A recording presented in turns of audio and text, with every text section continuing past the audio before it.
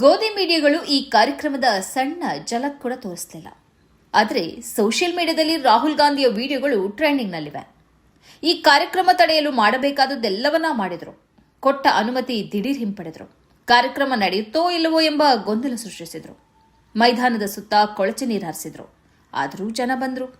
August 8ರಂದು ಉತ್ತರ ಪ್ರದೇಶದ ಪ್ರಯಾಗ್ರಾಜ್ನ KP ಮೈದಾನದಲ್ಲಿ ರಾಹುಲ್ ಗಾಂಧಿಯ ಚಾತ್ರೋಂಕಿ ಗೂಂಜ್ ಕಾರ್ಯಕ್ರಮ ನಡೆಯಿತು. ಅಲ್ಲಿಗೆ ಹರಿದು ಬಂದ ಯುವಜನರ ಜನಸ್ತೋಮ ಮೋದಿ ಮತ್ತು ಯೋಗಿ ಸರ್ಕಾರಗಳ ನಿದ್ದೆಗೆಡಿಸಿದೆ.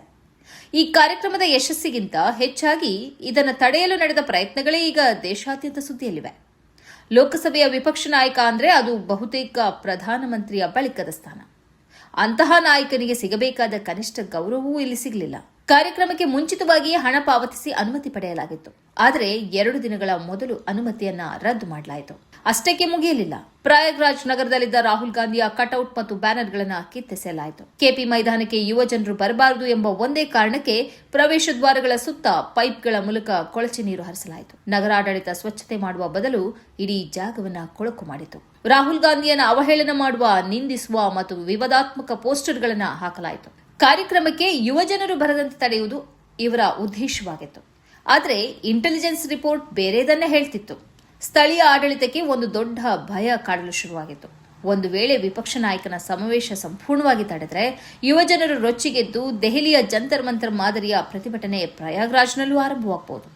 ಈ ಭಯಕ್ಕೆ ಬಿದ್ದ ಯೋಗಿ ಸರ್ಕಾರ ಕೊನೆಗೆ ಕಾರ್ಯಕ್ರಮಕ್ಕೆ ಅನುಮತಿಯಂತೂ ನೀಡಿತು. ಇಷ್ಟೆಲ್ಲ ಅಡೆತಡೆಗಳು, ಕೊಳಚೆ ನೀರು, ರಾಜಕೀಯ ಒತ್ತಡಗಳ ನಡುವೆಯೂ ಯುವಜನರು ಹಿಂದೆ ಸರಿಯಲಿಲ್ಲ. ಸಂಜೆ 7 ಗಂಟೆಗೆ ನಿಗದಿಯಾಗಿದ್ದ ಕಾರ್ಯಕ್ರಮಕ್ಕೆ ಮಧ್ಯಾಹ್ನವಾಗುವಷ್ಟರಲ್ಲೇ ಕೆಪಿ ಮೈದಾನ ಕಿಕ್ಕಿರಿದಿತ್ತು. ತಾವು ಬೇಗ ಬಂದಿದ್ದಕ್ಕೆ ಆ ಯುವಕರು ಅಲ್ಲಿ ಹೆಮ್ಮೆ ಪಡ್ತಿದ್ರು. ರಾಜಕೀಯ ರ್ಯಾಲಿಗಳಿಗೆ ಜನರಿಗೆ ಹಣ ಕೊಟ್ಟು ಬಸ್ಸಿನಲ್ಲಿ ಕರೆತಂದಂತಹ ಸ್ಥಿತಿ ಅದಲ್ಲ. ಎಲ್ಲರೂ ಸ್ವಯಂ ಪ್ರೇರಿತರಾಗಿ ಬಂದವರು. ಎಲ್ಲರಿಗೂ ಮೊದಲಿನ ಸೀಟೇ ಬೇಕು ಎನ್ನುವ ಆಶಯ. ಅಂತೂ ರಾಹುಲ್ ಗಾಂಧಿ ವೇದಿಕೆಯ ಮೇಲಿರುವ ಸಮಯ ಬಂದೇ ಬಿಟ್ಟಿತು.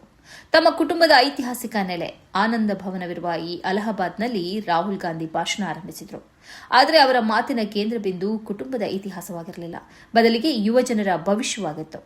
ಉದ್ಯೋಗ, ಪೇಪರ್ ಲೀಕ್, ಶಿಕ್ಷಣ ಮತ್ತು ನೇಮಕಾತಿ ಅಕ್ರಮಗಳ ವಿರುದ್ಧ ರಾಹುಲ್ ಗಾಂಧಿ ಗುಡುಗಿದರು. आपके डेटा के बिना एआई का कोई मतलब नहीं है. अगर एआई बनता है तो आपके डेटा के बेसिस पे बनता है. 20वीं सदी में पेट्रोल और पेट्रोल इंजन देश को बनाता था.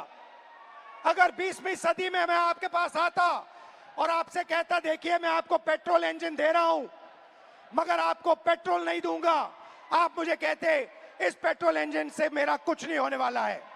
वैसे ही 21वीं सदी में डेटा से ही एआई बनता है. डेटा से आप एआई बना सकते हो मगर एआई से आप डेटा पैदा नहीं कर सकते हो. ಈ ಅಭೂತಪೂರ್ವ ಸ್ಪಂದನೆ ನೋಡಿದವರು ಉತ್ತರ ಪ್ರದೇಶದಲ್ಲಿ ಕಾಂಗ್ರೆಸ್ ಮತ್ತೆ ಬಂದಿದೆ ಎನ್ನುತ್ತಿದ್ದಾರೆ. ಆದರೆ ಇಲ್ಲೊಂದು ವಾಸ್ತವವನ್ನು ನಾವು ನೆನಪಿಟ್ಕೊಳ್ಬೇಕು.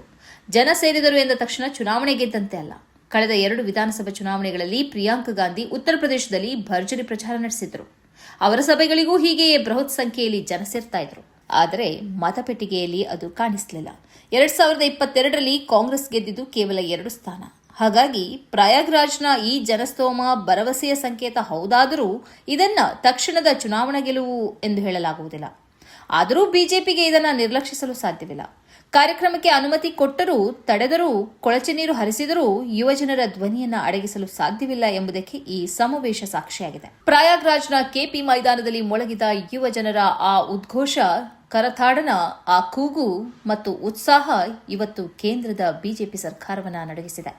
ಯುವಜನತೆ ಎಚ್ಚೆತ್ತಿದ್ದಾರೆ. ದೇಶದ ನಾಳೆಗಳ ಬಗ್ಗೆ ಕನಸುಗಳು ಗರಿಗೆದರಿವೆ.